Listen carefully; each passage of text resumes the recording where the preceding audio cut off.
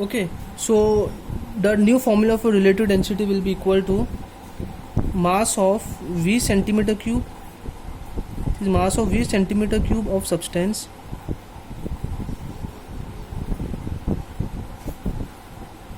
mass of v centimeter cube of substance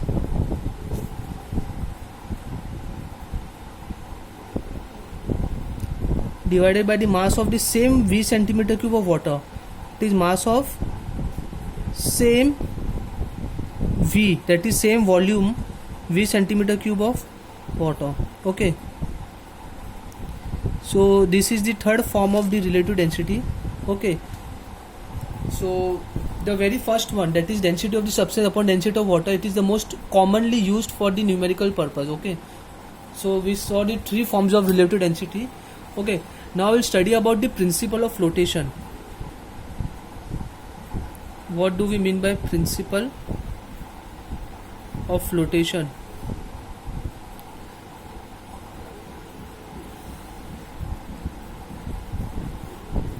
Now when does the body flows? Okay, now principle of flotation simply means that when a body is floating on the liquid, okay, so what all the forces are acting on that body. For example, I have this container, okay, suppose it is filled with any liquid, say water or any glycerin, alcohol. Okay, so if I have placed a wooden box over here, okay, so it is completely immersed inside the liquid. Okay, now it is floating, right? It is floating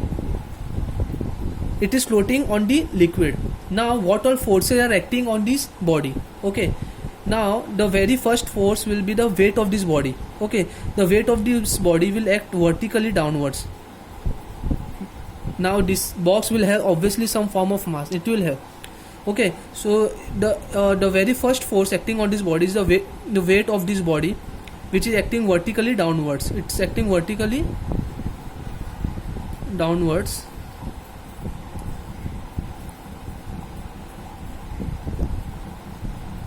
Okay, and the second force that acting on this body is the upthrust, or we can say that the buoyant force, which is taking this body vertically upwards. Okay, so there is a second force which is acting on this body is the upthrust of the water.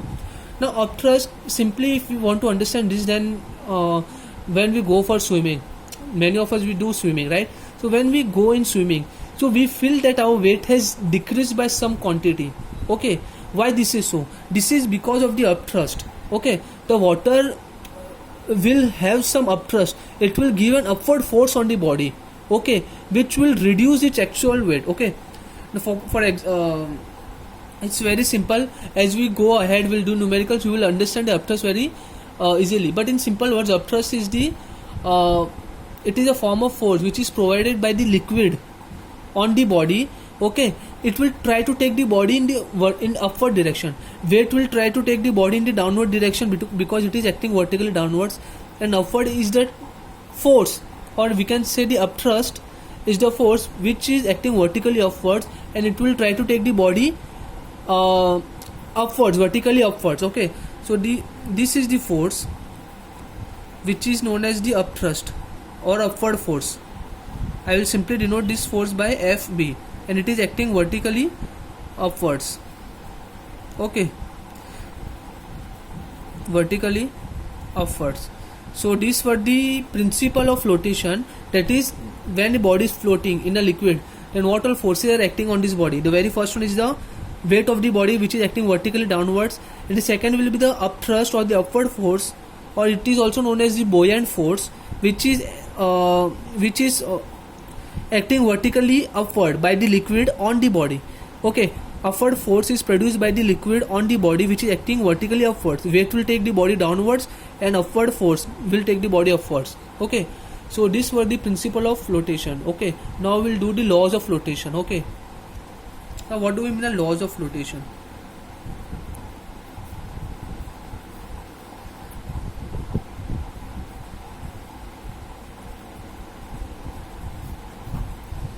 Now laws of flotation simply means that when a body is floating, now according these two forces, that is weight W and the upward force or the buoyant force FB, now based on these two forces, okay, we'll do the laws of flotation. The very first one is the when the weight of the body is more than the upward force. That means, suppose if I have iron box, okay, I have a box which is made up of iron, okay. If I place this iron box in the water, okay, then it will completely sink inside this water and it will come at the bottom of the container. Why? Because the weight of iron is much higher than the upward force, okay. In that case, when the weight of the body is more than the upthrust provided by the liquid, in that case the body will sink.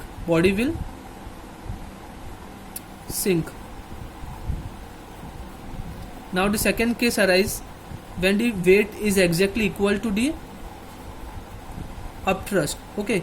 In that case the body will float, but it will completely get immersed inside the liquid. Suppose I have a wooden box, okay, wooden box, it is floating, okay, but it is completely immersed and it is floating just below the surface of the liquid, okay. In that case, it is not sink as well as it is not above the liquid. It had immersed just it is floating just below the surface of the liquid, okay. Here, when the body is floating in this manner, then we can say that the weight is exactly equal to the upthrust. In this case, the body will float, but inside the surface of the liquid, okay, the body will float. Now the final case, when the weight, that is upward force, is much more than the weight of the body. In this case, suppose if I take a tennis ball, okay, okay, then the tennis ball, instead of sinking and immerse inside the liquid, much part of the tennis ball, the very less part of the tennis ball will get immersed inside the liquid, and the majority part will stay outside the liquid, okay. In this case, I can say that the weight of the tennis ball is much less than the upthrust provided by the liquid, okay. So, okay, these are the three conditions, or we can, these are not the laws of flotation, these are the conditions of flotation. I'm really sorry. These are the conditions of flotation, okay. When the weight of the body is more than the upthrust, then the body will sink. When the weight is exactly equal to the upthrust, then the body will float, but below the surface of the liquid, like this. And when the weight of the body is less than the upthrust, then the body will flow above the surface of the liquid, okay, float above the surface of the liquid. Are you getting? So these were the conditions of flotation. Now we'll do the laws of flotation. What are the laws of flotation?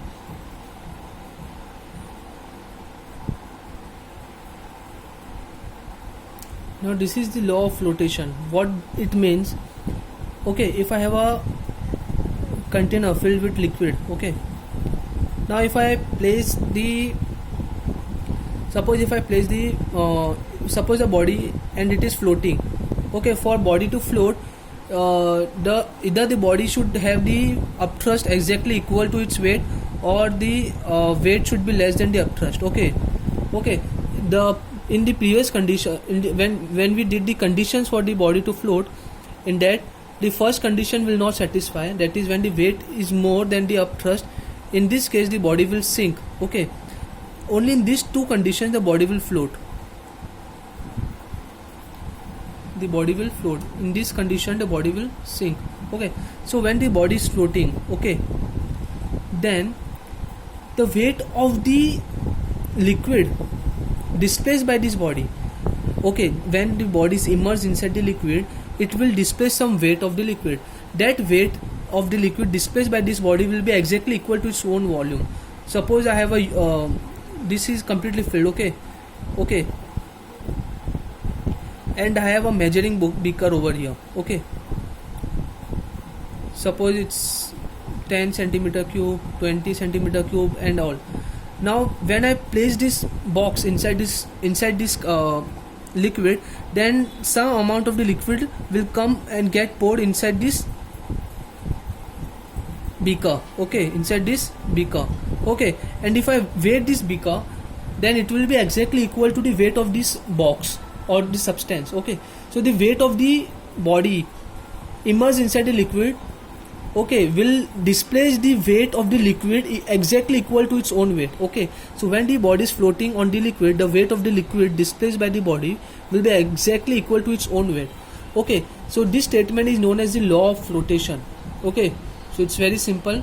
Now we'll do the what do we mean by apparent weight. Apparent weight is very easy to understand.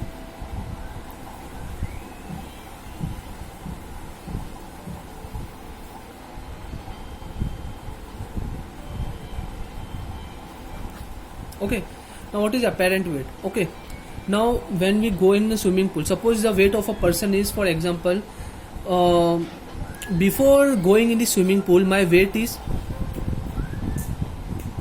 before going in a pool, suppose my weight is say 1000 Newton. Okay, this is my weight before entering into the pool. Okay, now when I enter into the pool, many of us might have felt that our weight decreases by some amount. Okay, so like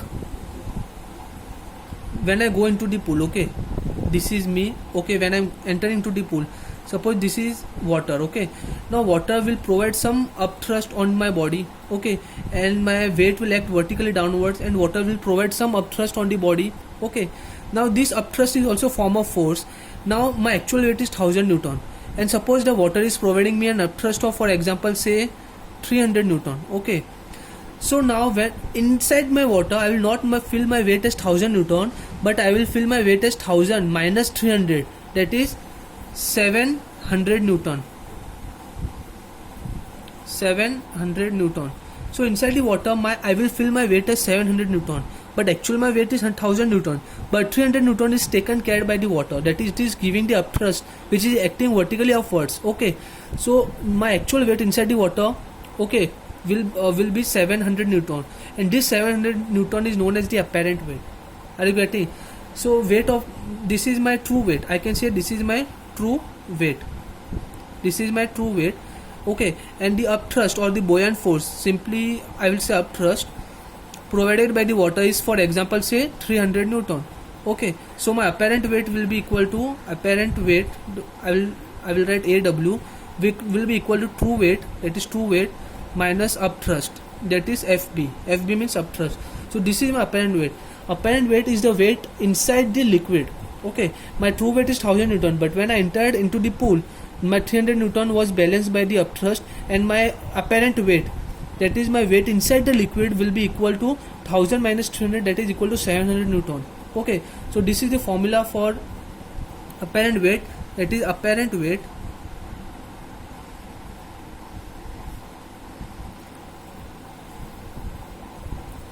is equal to true weight minus upthrust. So this is the very important formula, apparent weight. Okay, so we'll stop here. Next time we'll do the application, then we'll start with the numericals, and then the chapter is over. If any doubts, then let me know personally. Okay.